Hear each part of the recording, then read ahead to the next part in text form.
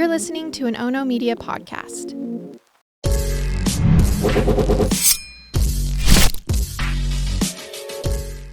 Let me introduce you guys to the little elixir that helped me stop procrastinating and that puts a little pep in my step in the mornings.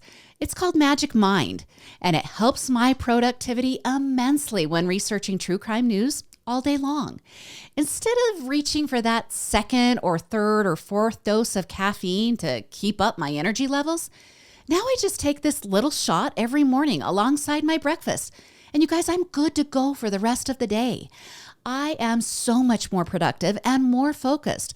I get through so many more stories in the day in way less time, thanks to the nootropics inside that improve attention and my concentration and my cognition. Plus, it helps me remember and recall things more easily, thanks to Bacopa monnieri, a nootropic that improves your attention span and also your ability to process and learn new information and also improves your memory. You guys, I'm a huge fan of matcha, and I love that there is matcha in this, and it contains way less caffeine than soda or coffee, and also contains additional compounds called catechins that extend the benefits of caffeine by slowing your body's ability to absorb it, as well as a compound called L-theanine that reduces stress.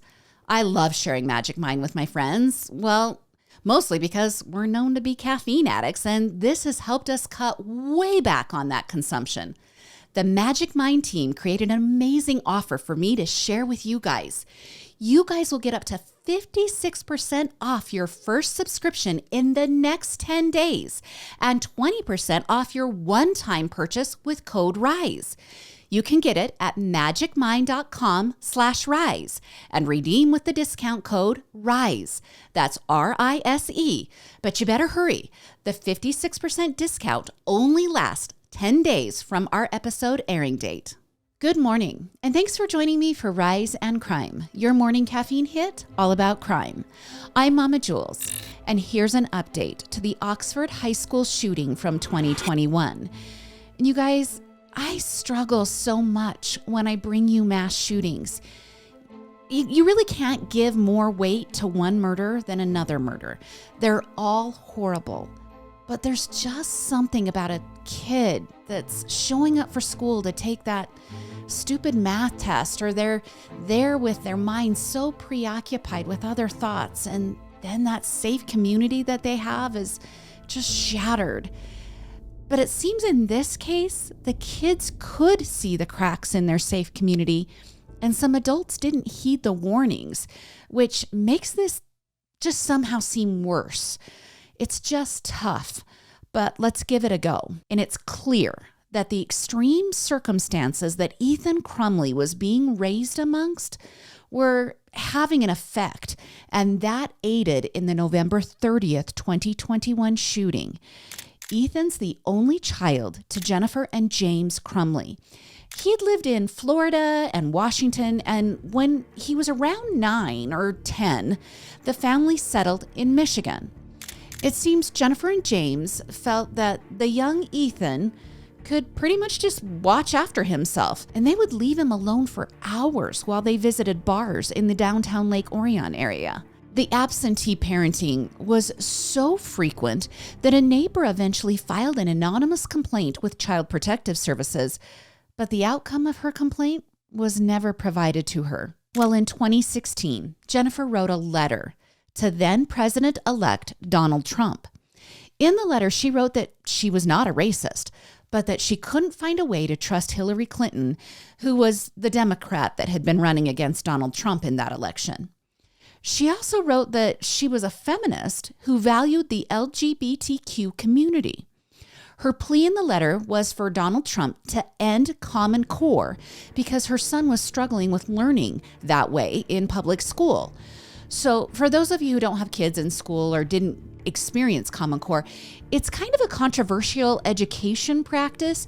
It was adopted back in 2010, and you've got some parents who love it and just some parents who hate it. And obviously Jennifer landed in the camp of hating it. She then went on to sign the letter with some words that I'm not going to repeat on the podcast, but here's the basic concept. The signature said, hardworking, middle-class, law-abiding citizen who is sick of getting effed in some body part, and that she would rather be grabbed by the P word. Okay, I include this just so that you can get an idea of what this mother is like and what this 10-year-old is engaged in.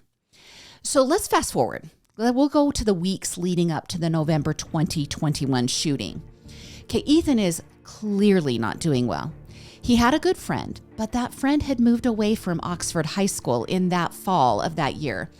And Ethan had noted and told people that he felt very isolated.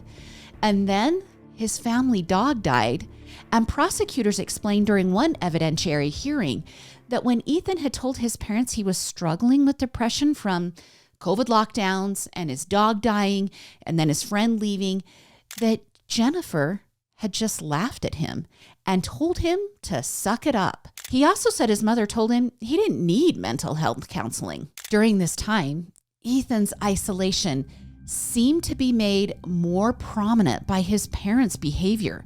State prosecutors said that Ethan's parents would spend several nights a week for hours at a time at the barn with their horses, and that would just leave Ethan alone at home. And prosecutors also stated that Jennifer was having extramarital affairs. Okay, that's plural, more than one affair, and that she would spend her remaining amount of non-working time engaged in those affairs.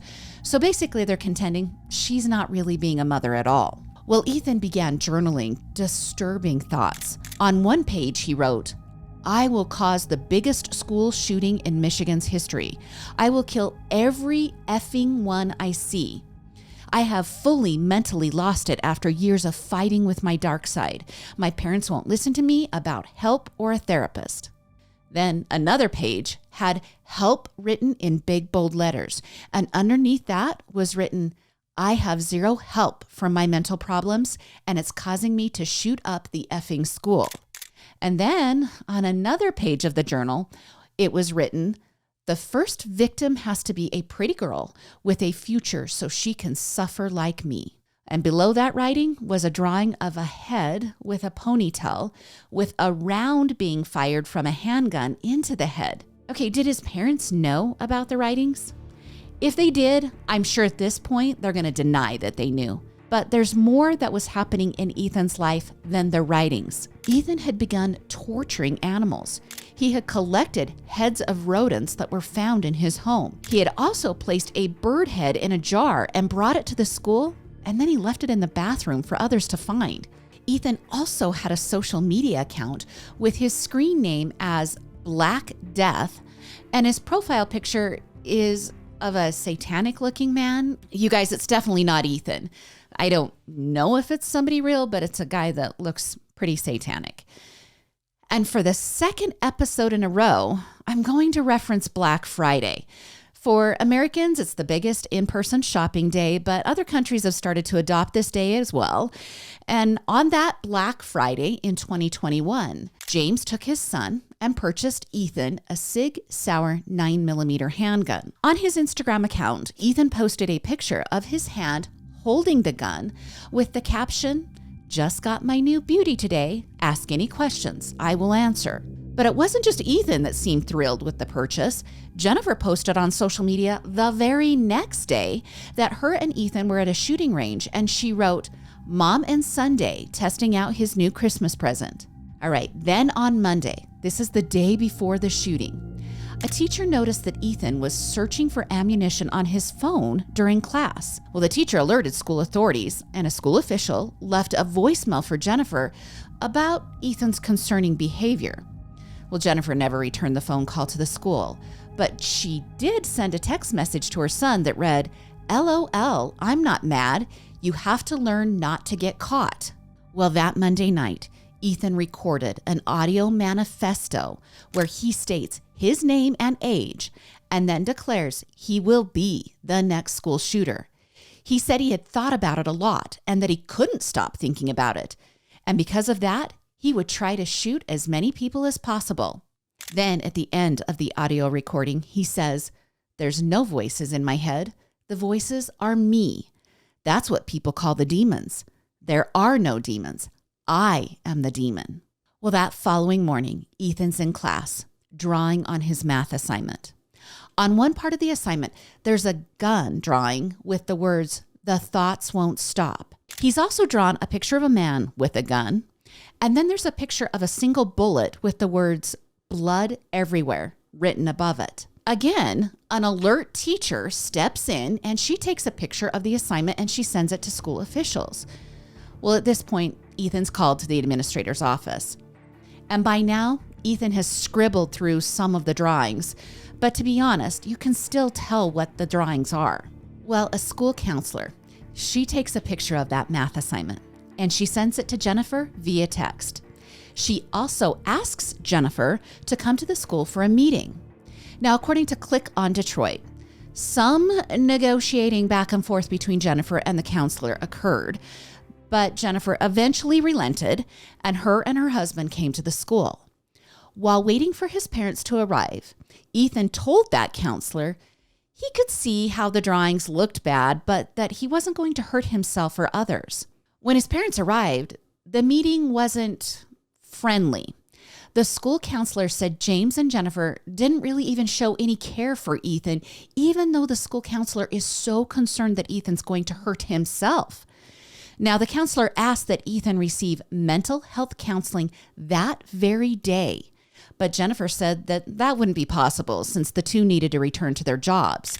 Well, an agreement was eventually struck that Ethan would receive mental health care within 48 hours, but his parents said they were leaving their son at school for the day. Then, according to the counselor, Jennifer abruptly said, "Are we done?" And they got up and left. Now, while all of this is happening, Ethan has a gun and ammunition in his backpack, and no one searches the backpack. Ethan then returns to class, and the nightmare begins 2 hours later. At 12:51 that day, Ethan is seen walking into the bathroom with his backpack. Less than a minute expires, and then Ethan exits the bathroom wielding the 9mm handgun, and he begins firing at students who are walking the hallways, transitioning from one class period to another. Of course, students scattered and fled, but Ethan just systematically walks along the hallway, firing into classrooms.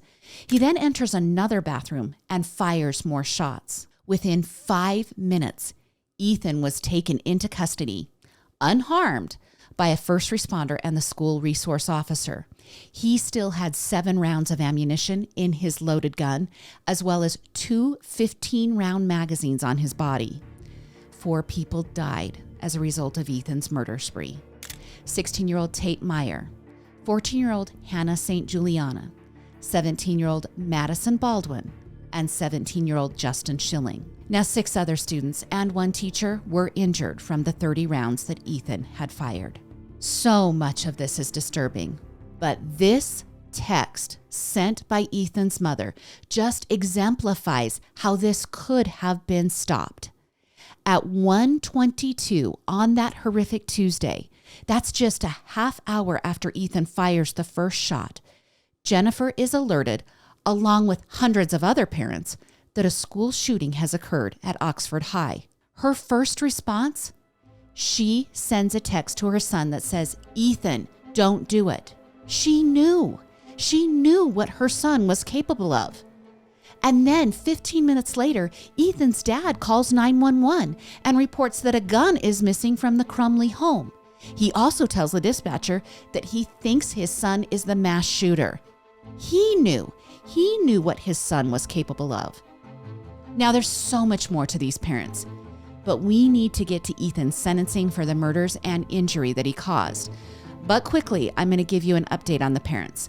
Following the shooting, they went on the run for several hours. They were finally found in a downtown office building and arrested by authorities and charged with manslaughter for not locking up the gun and for not getting help for their clearly compromised child. Both are still in jail awaiting their trials, and obviously, neither one could be present on Friday when their son was sentenced. Doesn't that just truly explain Ethan's 17 years of life? His parents were not there for him. Now, before Friday's sentencing, Ethan had already pled guilty to 24 charges that included murder and terrorism. But this was a day that needed to happen. The hearing took 7 hours, where parents of Ethan's victims shared their heart-wrenching testimony about what they had endured during that time. Tate Myers' father, Buck, said there is no joy in life now that Tate is dead. He said he and his wife are trying to just figure out how to save their marriage and family now that the joy and love are gone. Steve St. Juliana, that's Hannah's father, he said that there can be no forgiveness and no rehabilitation. And Justin Schilling's father, Craig, turned to the judge and said, I'm going to ask you to lock this son of a bitch up for the rest of his pathetic life. Now, Judge Rowe kindly acknowledged each parent's pain after each parent spoke, which meant he acknowledged it multiple times. He also said that Ethan has an obsession with violence and that his alleged mental illness did not interfere with his ability to extensively plan this attack for months and then to carry it out. Ethan was allowed to speak during the sentencing, and he said the following: any sentence that they ask for, I ask that you do impose it on me. I want them to be happy. I do want them to feel safe and secure. I don't want them to worry another day. I am a really bad person. I have done terrible things that no one should ever do. Okay, in Michigan, Ethan could be charged as an adult, even though he was 15 years old when the murders occurred, but he could not receive the death penalty in this case. And the judge gave Ethan the harshest penalty possible. He will serve life without parole. For most of the sentencing, Ethan sat with his head bowed, rarely raising to look at those testifying, except on one occasion when his female classmate was giving her impact statement. She said the following: after today, I will live my life. You will go behind bars and I will never have to see your face again. You are a waste of space. I'm not sorry to say that. You're not special. You don't have a divine right. You're just an insecure, weak, fragile, insecure boy who wouldn't deal with his problems. Your name will never be said. Now the rest of us are left with pieces, and I'm going to ask you one more time to please look at me. It was then that Ethan raised his head and briefly looked at the young woman before lowering his head again. Let's remember the victims. Tate Meyer loved the holidays and was eagerly looking forward to Christmas, where he could decorate the tree and make cookies with his mom. He was a wrestler and a football player at Oxford who was a leader on and off the field and mat. He is survived by his 2 brothers, his parents, his girlfriend Brady, and his dog Cash. Hannah St. Juliana was remembered as a girl with a zest to learn everything that interested her. She played on the volleyball and basketball teams and always had the perfect manicure. She had a carefully curated 10-hour Christmas music playlist, and she would make her own jewelry and could usually be found wearing funny socks. Madison Baldwin was an artist who loved to draw, read, and write. Her tremendous grades and accomplishments had already led her to receiving acceptance into several colleges, some of those acceptances with full scholarships. And Justin Schilling, well, he was the smart kid with the huge smile. He was part of the Oxford School District's baccalaureate program, and he'd received scholarship awards. He worked 3 jobs, all while holding down amazing grades. His boss at Anita's Kitchen said that Justin was an exemplary employee who was simply a pleasure to be around. I truly hope the sentencing on Friday was the day the victims could start anew, maybe find that limited peace that is available to them. I'll keep you updated on Ethan's parents and if they're found guilty of their crimes. And this bizarre story out of Atlanta.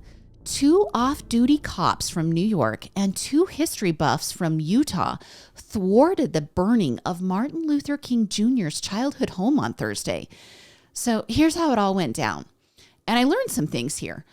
That 128-year-old home is part of the National Park System.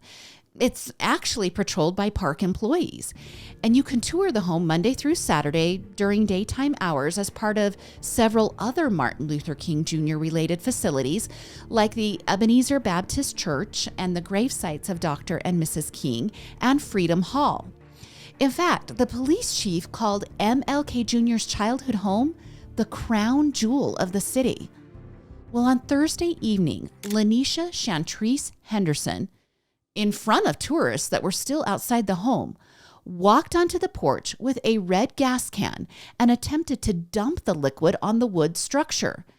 When she could not get the gas to pour from the nozzle, she removed the cap and poured the liquid directly onto the window frames and the porch floor. When one of the Utah visitors saw her pull a lighter from her pocket, he stepped in and took action. He told her she couldn't burn the home, and he blocked her from lighting the doused areas on fire. It was then that the two off-duty police officers held her down until police could arrive. She was arrested and charged with criminal attempt to commit arson and interference with government property.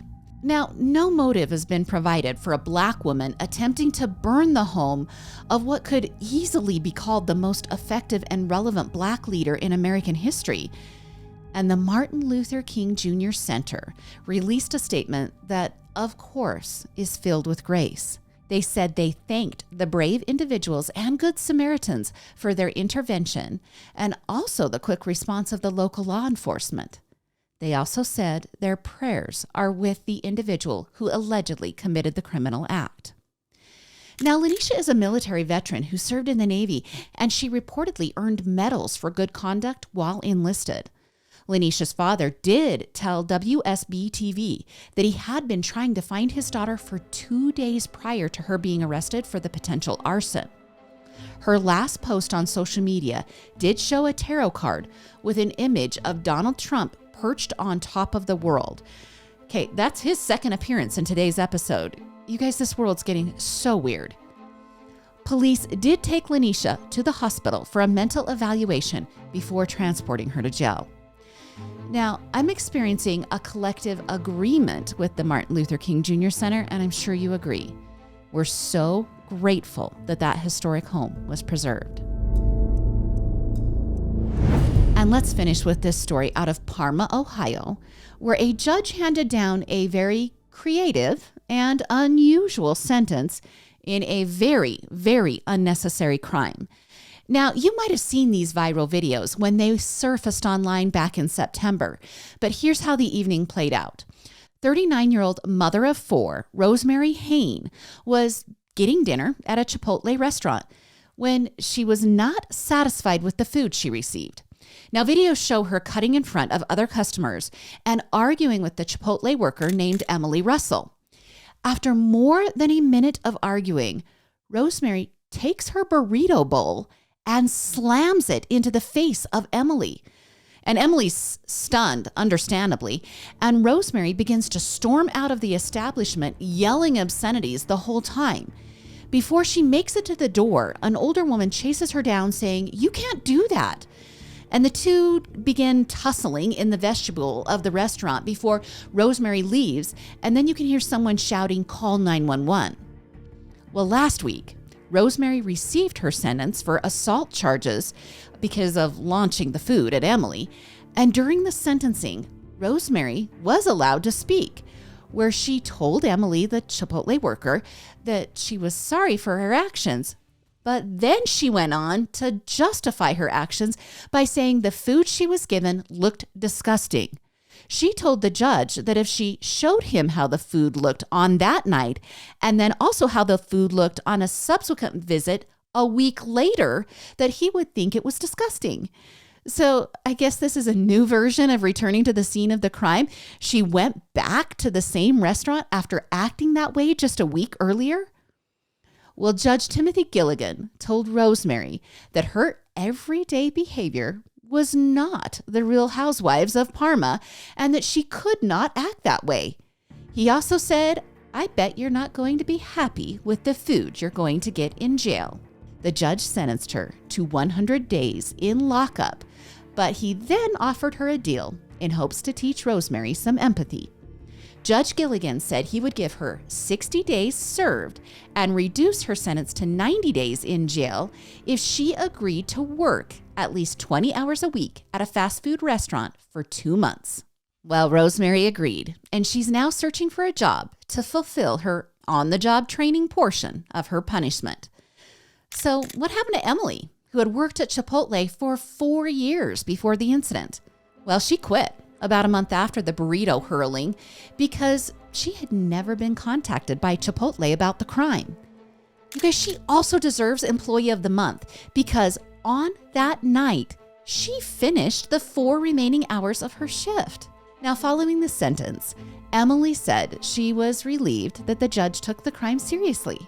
And she said Rosemary is lucky to only work 20 hours a week because Emily said she had weeks where she worked 65 hours. Well, Chipotle in a statement said that the health and safety of their employees is their greatest priority and that they were pleased to see justice served for an individual that does not treat their team members with the respect that they deserve. You guys, I've got nothing here. Your bad day will never constitute you throwing hot rice and beans and meat on someone. I really, truly hope this judge's, what some may call a brilliant idea, that this judge's idea can help Rosemary learn that empathy by walking in Emily's shoes for a day. Well, that's your Monday episode of Rise in Crime. Before you leave, could you hit that like button if you're listening on YouTube, or maybe give Rise in Crime a follow, or even better, subscribe for downloads. And 5-star reviews are incredibly awesome and free during this time of giving. Thanks for being here with me. Join me again on Thursday for more morning crime news. I'm Mama Jules, and keep safe out there.